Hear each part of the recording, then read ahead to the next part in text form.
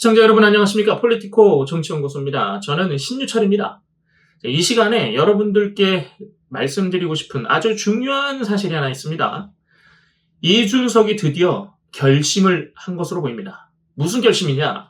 국민의힘에서 나올 결심. 왜 이런 생각을 했냐면 그동안은 적정선을 지켰거든요. 그냥 진짜로 국민의힘을 생각하는 것처럼 비판들을 했단 말이에요. 지금은 아예 비난으로 그 색깔이 완전히 바뀌었습니다. 그리고 그 대상, 이 코멘트를 한 대상이 대학생, 청년들이라는 것 자체가 아예 이 사람의 기조가 바뀌었구나. 지금 외부에서 공식적으로 하는 코멘트를 이렇게 하고 있구나라는 거를 알게 됐습니다. 자, 어떤 얘기냐? 이준석이 말이죠. 윤석열 정부를 돈키호테로 빗댔습니다. 윤석열 대통령을 돈키호테에 빗대면서 워딩을 그대로 전해드릴게요.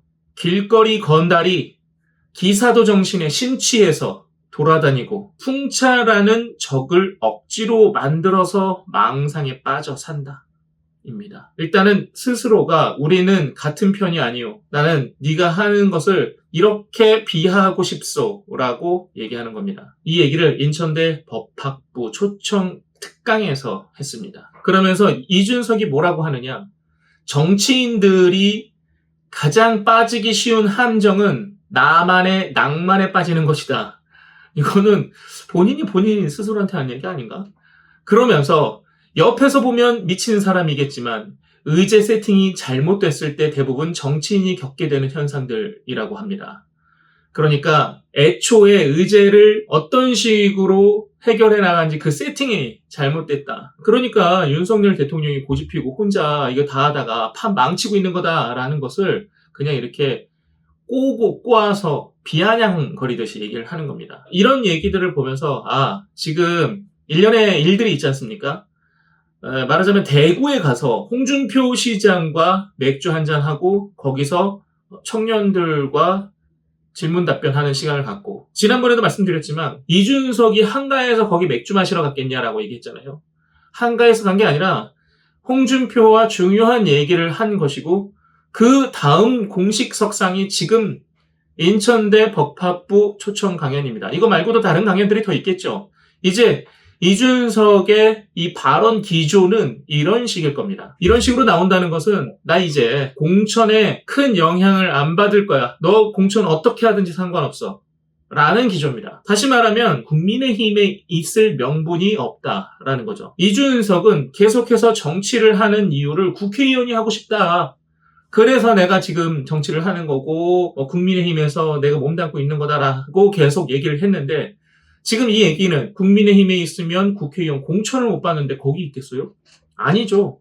이미 나갈 결심을 한 뒤에 이런 얘기들을 하는 거라고 생각합니다. 탈당은 아주 큰 이슈가 될 겁니다. 보통 큰 이슈는 연휴에 맞춰서 그런 얘기들을 하거든요. 곧 다가올 연휴는 추석이겠는데 추석 때 얘기할 수도 있습니다. 그런데 제가 보기에는 추석보다는 연말연시쯤에 탈당 이슈를 풀지 않을까.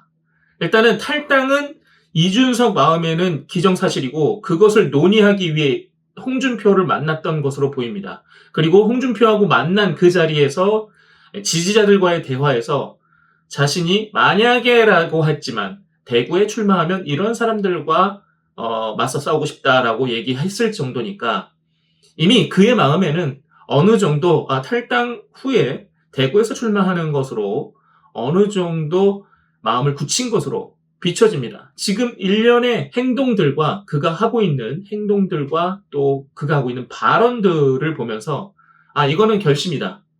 이 정도로 아주 강하게 비춰집니다. 더 이상은 윤석열 대통령에게 혹은 국민의힘에게 잘 보일 필요가 없다라고 단정 지어도 크게 다르지 않습니다. 자, 여기에 또 한마디가 있어요. 이준석은 이 정부에게 여러 가지 하고 싶은 얘기들을 국민에게 하면서 시그널을 보여주는 것 같아요. 자, 이런 얘기입니다. 국민이 바라는 건 이념이 아닌 민생이라던 윤 대통령. 1년 만에 방향을 정해 돌격을 시작했다. 정치와 대중의 괴리가 일어나는 가장 위험한 현상이 아닌가 싶다.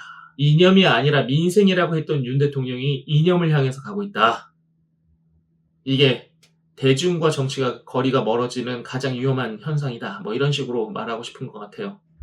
제가 보기에는 이준석이 현재 정당 정치하고의 거리를 크게 두는 것 같습니다. 정당 정치를 하지 않으면 본인이 스스로 혼자 자립해서 일어나야 되는데 그럴 수 있을지는 일단 첫 번째 의문이 들고, 두 번째는 적어도 국민의힘이 아니면 자신이 들어갈 수 있는 정당은 어디가 될까? 뒤틀려 있는 심기를 받아줄 수 있는 정당은 과연 있을까? 혹은 지금 보수이면서 이준석을 안을 수 있는 정당이 있는가? 여러 가지 생각을 하게 되네요. 어쨌거나 이준석이 결심을 한 것은 확실하다. 오늘 얘기는 여기까지입니다. 고맙습니다.